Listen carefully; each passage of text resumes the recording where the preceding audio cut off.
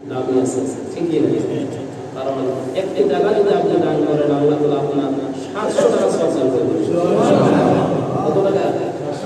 70 বলছে না, এক বছরে 70, 1 টাকা দান করলে 70 টাকা সওয়াব পাওয়া যাবে। কিন্তু আল্লাহ নবী বলেছেন যে 70 কে আবার 10 গুণ দিলে 700 হবে। সুবহানাল্লাহ।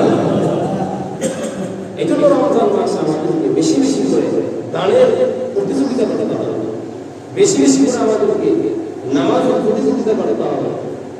আমরা তারাবির নামাজ পড়তে আসলে মানুষ মনে হয় প্রধানমন্ত্রী ফেল হয়ে গেছে, কথা বলে ঠিকই না?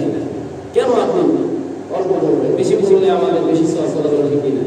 যদি অসুস্থ থাকে, কোনো ব্যস্ততা থাকে, ওটা হিসাব আলাদা, কিন্তু এই সুযোগ এই সময় কিন্তু আর পাওয়া যাবে না। আল্লাহর নবী বিশ্বনবী বলেন, মান সামা রমাদান ওয়া ইহতিসাবান গুফিরা লাহু মা তাকাদ্দামা মিন যামবি। আল্লাহর নবী বিশ্বনবী বলেন, যেই সমস্ত মানুষগুলো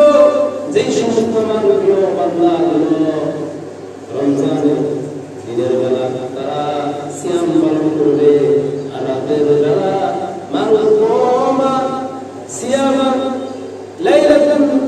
এই রাতের মধ্যে আল্লাহ রাব্বুল আলামিন কোন বান্দা যদি তারাবির নামাজ পড়ে, মান সামা রমাদান মান কামা রমাদান, এই সিয়াম এবং এই তারাবির নামাজ যারা সঠিকভাবে আদায় করবে, আমি আল্লাহ পাক রব্বুল আলামিন তার জীবনের জিন্দেগির গুনাহগুলো মাফ করে দেব।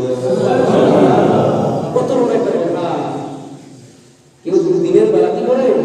রোজা রাখে, আর রাতের বেলায় তারাবির নামাজ পড়ে, সুবহানাল্লাহ বলে। আর তারাবির নামাজ পড়তে 15 মিনিট লাগে, কয় মিনিট? ঠিক কি না? এই 15 মিনিটে আপনি আল্লাহর কাছে কি চাইছেন? যেখানে মোবাইলে কথা বললেই ভালোবাসার মানুষের সাথে 1 ঘন্টা কথা না বললে শান্ত লাগে না, কথা বল ঠিক কি না?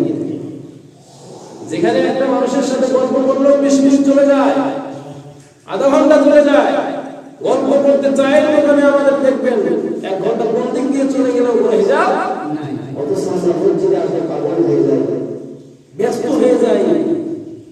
কি কথা বলুন, খারাপ লাগছে? না, ব্যস্ত হয়ে যাই, খুবই ব্যস্ত হয়ে যাই। যেখানে নামাজ তাড়াতাড়ি হবে সেখানে গোসল হয়ে যায়, কথা বলুন ঠিক। যেখানে কি নামাজ তাড়াতাড়ি হয় সেখানে গোসল হয়ে যায়। শুধু এই জায়গায় নয়, বাংলাদেশের প্রত্যেকটা জায়গায় দেখবেন যেখানে নামাজ হয় তাড়াতাড়ি সেখানে গোসল হয়ে গেছে, কথা বলুন ঠিক। এই জন্য আল্লাহর নবী